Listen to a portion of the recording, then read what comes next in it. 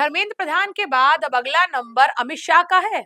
क्या राहुल गांधी ने paper leak और नीट के मुद्दे पर अपनी राजनीतिक लड़ाई का अगला निशाना तय कर लिया है?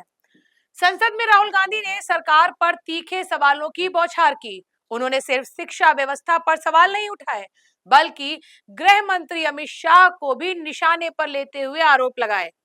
उनके आरोप है कि नीट परीक्षा को लेकर आंदोलन कर रहे छात्रों पर गोलियां चलवाई गई। इन आरोपों के बाद सियासी गलियारे में नई बहस ही छिड़ गई। आखिर राहुल गांधी की इस राजनीति के पीछे क्या कारण है? देखिए हमारी इस खास रिपोर्ट में। नमस्कार, मैं हूं श्रुति गुप्ता और आप देख रहे हैं द हो हल्ला।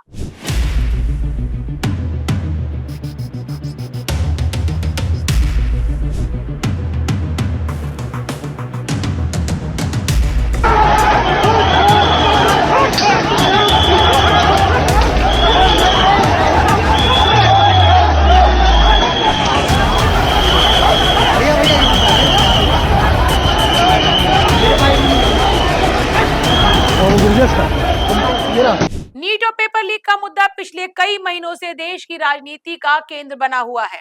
विपक्ष लगातार सरकार को छात्रों के भविष्य के साथ खिलवाड़ का जिम्मेदार बता रहा है।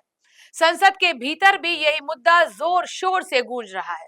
राहुल गांधी ने सरकार से कई सवाल पूछे और आरोप लगाया कि छात्रों की आवाज दबाने की कोशिश की गई है। इसी दौरान उन्होंने गृह मंत्री अमित शाह का नाम लेते हुए कई गंभीर आरोप लगाए हैं।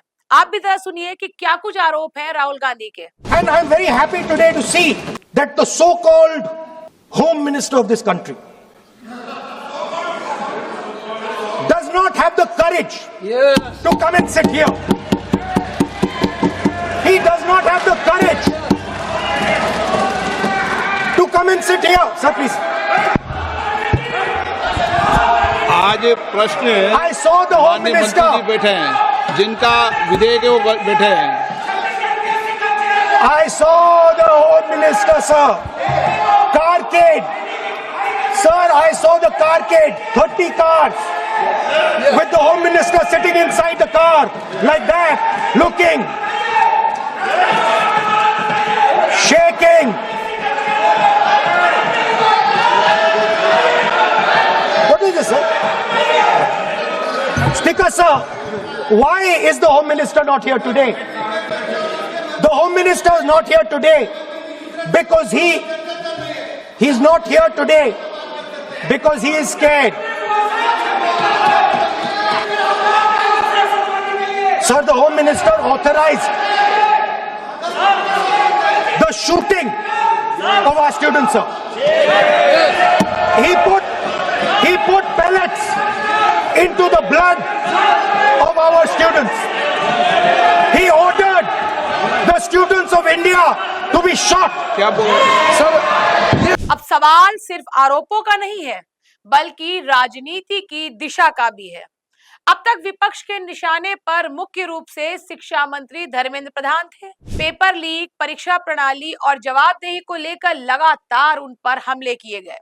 लेकिन अब अगर विपक्ष इस पूरे विवाद को कानून व्यवस्था, लोकतांत्रिक अधिकारों और छात्रों के आंदोलन से जोड़ता है, तो राजनीतिक लड़ाई का केंद्र सीधे गृह मंत्रालय बन सकता है।